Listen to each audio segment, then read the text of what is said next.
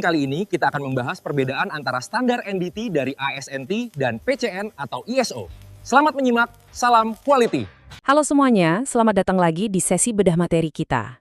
Hari ini kita bakal bongkar sebuah dunia yang super kritis tapi sering banget luput dari perhatian kita sehari-hari. Namanya non-destructive testing atau uji tanpa rusak yang biasa disingkat NDT. Ini adalah dunia yang mastiin infrastruktur di sekitar kita, mulai dari jembatan, pesawat terbang, sampai pipa-pipa bertekanan tinggi tetap aman buat beroperasi. Tanpa kita sadari, nyawa kita itu sangat bergantung pada kerangka kepercayaan yang dibangun oleh standar dan sertifikasi NDT yang luar biasa ketat ini. Coba bayangin deh, Anda punya komponen mesin pesawat yang harganya bisa miliaran. Kan nggak mungkin kita potong benda itu jadi dua cuma buat ngecek ada retakan di dalamnya atau enggak kan? Jadi pertanyaan besarnya, gimana caranya kita tahu sebuah logam itu aman 100% tanpa harus menghancurkannya? Nah, disinilah keajaiban NDT bekerja. NDT ngebantu kita nemuin cacat-cacat tak kasat mata yang bisa berakibat fatal sambil ngebiarin komponennya tetap utuh dan siap pakai kalau memang terbukti aman. Oke, mari kita masuk ke bagian pertama, pengantar uji tanpa rusak. Sebelum pusing mikirin aturan dan dokumen, kita harus paham dulu sains di baliknya. Gimana sih cara metode-metode ini ngungkap cacat yang tersembunyi? Kita ambil contoh metode liquid penetrant testing. Konsepnya itu main di aksi fisik kapilaritas. Kalau ada retakan mikroskopis di permukaan logam, cairan penetran berwarna khusus bakal meresap masuk. Terus, pas dibersihkan dan dioleskan developer yang fungsinya mirip banget sama kertas isap, cairan yang nyempil di dalam tadi bakal tersedot keluar, atau yang kita kenal dengan istilah bleed out. Hasilnya, cacat yang tadinya nggak kelihatan, tiba-tiba muncul dengan kontras yang sangat jelas di depan mata kita. Terus ada juga metode keren lainnya, yaitu Magnetic Particle Testing atau MST. Di metode ini, inspektur ngalirin medan magnet ke dalam material logam. Kalau ada cacat di dekat permukaan, medan magnetnya bakal bocor keluar. Kebocoran ini yang narik serbuk besi halus untuk ngumpul dan ngebentuk garis persis di atas lokasi cacatnya.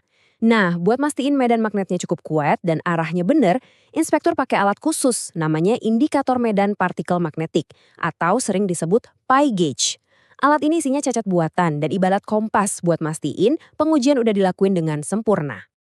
Lanjut ke bagian kedua, sistem kualifikasi personel ASNT. Nah, setelah tahu sainsnya, pasti muncul pertanyaan baru. Emangnya siapa sih yang berhak ngelakuin tes ini? Ini bukan sekedar asal semprot cairan atau tabur serbuk ya, butuh keahlian tinggi.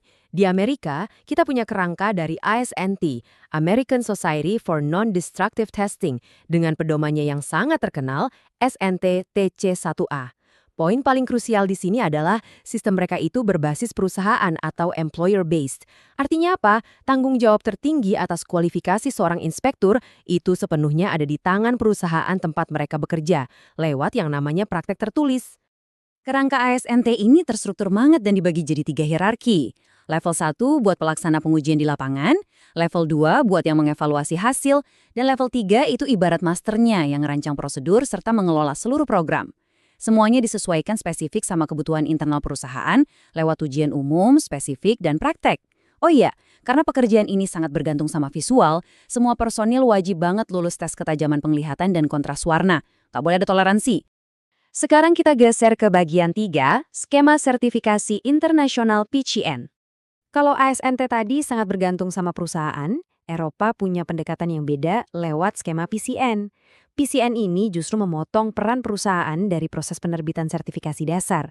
Sistem ini sifatnya tersentralisasi dan sepenuhnya independen di bawah standar ISO 9782. Untuk dapat sertifikasi ini, kandidat harus ikut jam pelatihan wajib di lembaga independen dan ujiannya dikendalikan dengan sangat ketat oleh institusi pusat seperti British Institute of NDT.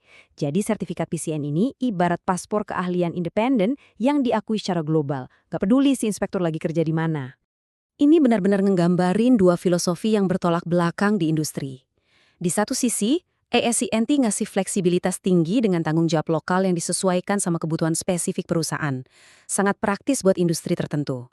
Di sisi lain, PCN nawarin standarisasi global yang kaku, independen, dan terpusat.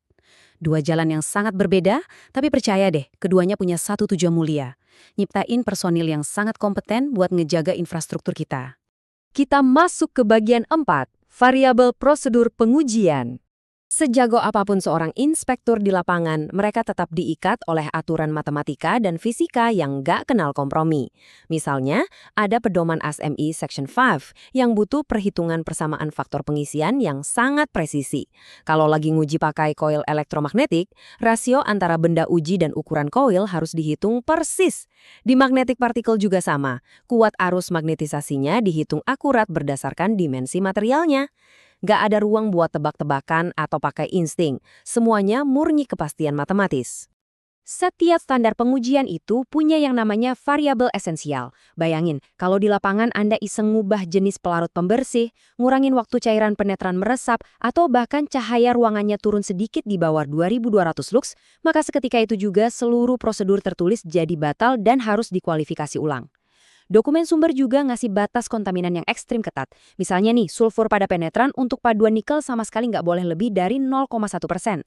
Aturan kaku ini mastiin pengujian selalu konsisten kapanpun dan dimanapun. Sampailah kita di bagian 5, evaluasi dan kriteria penerimaan. Nah, ini adalah inti dari semuanya. Setelah inspektor ngikutin prosedur dengan ketat dan nemuin cacat, gimana caranya mereka mutusin apakah komponen itu aman atau harus dibuang? Disinilah letak perbedaan yang sangat tajam antar kriteria penerimaan ASNT dan PCN untuk metode seperti ultrasonic, magnetic particle, dan penetrant test. Dalam sistem ASNT, yang biasanya merujuk pada pedoman ASME, kriteria penerimaan sangat bergantung pada standar work shipment atau kualitas pengerjaan. Evaluasi ini biasanya diatur oleh dokumen spesifikasi proyek atau kontrak klien. Jadi, toleransi panjang retak atau amplitude gelombang di sini sifatnya nggak mutlak secara universal, melainkan hasil kesepakatan spesifik per industri atau per proyek. Sebaliknya, kalau kita ngomongin PCN, pendekatannya beda total. Mereka merujuk langsung pada standar Eropa atau ISO yang sangat kaku. Alih-alih ngikutin standar pengerjaan proyek lain yang bisa beda-beda, PCN netapin ambang batas numerik yang absolut. Contohnya, untuk magnetic particle, ada batasan panjang indikasi yang presisi banget. Kalau cacatnya ada di bawah angka maksimal ini, indikasinya bahkan nggak perlu dicatat. Pendekatan angka mutlak ini berlaku universal di sistem PCN, baik itu untuk magnetic particle, penetrant test, maupun ultrasonic. Kriteria mereka adalah kuantifikasi fisik yang absolut tanpa kompromi.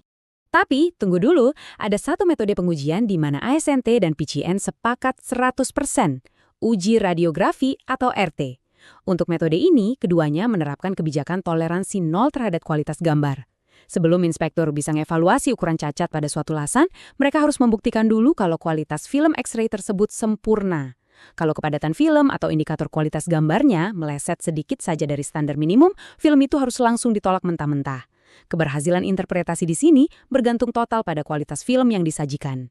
Betapa beratnya beban etika dari profesi ini bisa disimpulkan dengan sempurna lewat pedoman PCN. Di situ ditegaskan bahwa sebuah lasan harus diterima murni karena mutunya atau ditolak karena cacatnya. Nggak boleh ada yang diterima atau ditolak cuma karena inspektur ngerasa kesulitan pas interpretasi. Ini adalah tuntutan akan objektivitas tingkat dewa.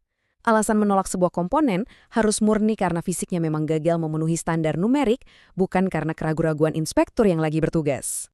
Jadi, ini semua ninggalin kita dengan satu pertanyaan besar buat direnungkan. Pada akhirnya, apa sih yang benar-benar ngejaga keselamatan kita sehari-hari? Apakah prosedur matematika yang sangat kaku? Standar independen yang universal kayak PCN? Atau prosedur perusahaan yang dirancang super presisi kayak ASNT? Ataukah semuanya justru bertumpu pada integritas mutlak dan tak tergoyahkan dari seorang inspektur di dalam ruangan gelap yang jadi penentu kebenarannya? Terima kasih banyak udah gabung di bedah materi kita kali ini. Semoga Anda dapat wawasan baru soal dunia NDT yang luar biasa ini. Sampai jumpa di pembahasan seru berikutnya. Jangan lupa untuk subscribe, like, dan share channel ini. Nyalakan juga lonceng notifikasi agar tidak ketinggalan update video inspeksi selanjutnya.